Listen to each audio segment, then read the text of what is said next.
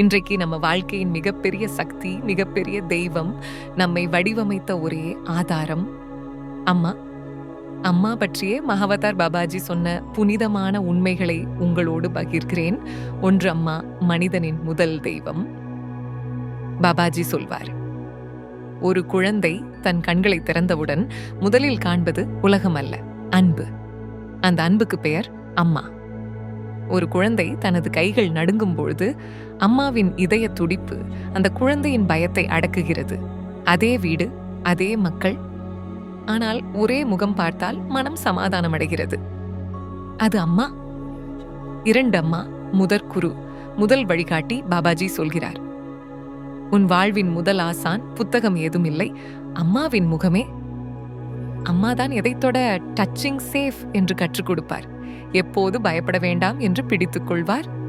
எப்போது சிரிக்க வேண்டும் என்று சொல்லாமலேயே கட்டிப்பிடிப்பார். மூன்று, அம்மாவின் அன்பு. பாபாஜி மிக முக்கியமான ஒரு வரி சொல்கிறார், அம்மாவின் ஜெபம் குழந்தையின் கர்மையை மாற்றும் சக்தி.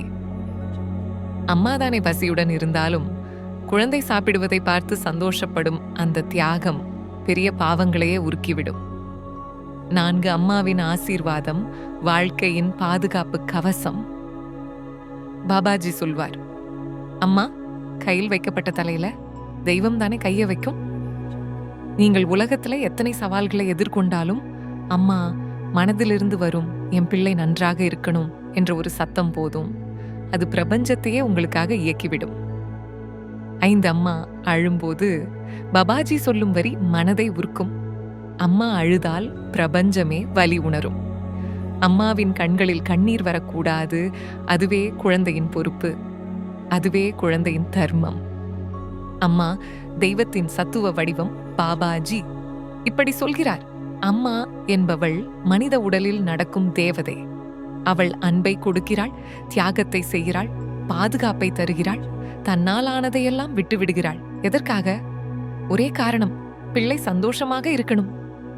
ஏழு, அம்மாவை மதித்தவனுக்கு துன்பம் நீண்ட நேரம் நிலைக்காது. பாபாஜி ஒரு வாக்கியத்தில் சொல்வார், அம்மாவை அன்பாக கவனிக்கிற மனிதன் எந்த துன்பத்திலும் ஆழமான கவசம் அணிந்தவனே. அம்மா உயிரோடு இருக்கும்போது அவள் தரும் ஆசீர்வாதம் உன் வாழ்க்கையின் பெரிய அதிர்ஷ்டம். அம்மா இல்லாத போதும் அவள் ஆசீர்வாதம் சக்தியாகவே இருக்கிறது. அம்மா பிள்ளையின் இருதயத்தின் தெய்வீக தீபம். பாபாஜி சொல்வார், எங்கிருப்பினும் உன்னை நினைக்கும் ஒரு இதயம் இருந்தால் நீ தனியாக இல்லை என்பதை அறிதல், அது அம்மாவுக்கு மட்டுமே இயலும். நீங்க எத்தனை மைல் தொலைவில் இருந்தாலும் அவளுக்கு ஆறாவது அறிவு இருக்கும். என் பிள்ளைக்கு ஏதாவது ஆகுது என்று உடனே உணர்ந்து விடுவாள். 9, கடைசி போதனை. உன் அம்மாவை மதித்து வாழ். பாபாஜி கூறுவது, அம்மாவின் ஆசீர்வாதம் கிடைக்கும்போது மட்டும் வாழ்க்கை முழுமையும் ஆன்மாவும் பிரகாசிக்கும். அம்மா சொன்ன ஒவ்வொரு நல்ல வார்த்தையும் குழந்தையின் விதியை வலுப்படுத்துகிறது.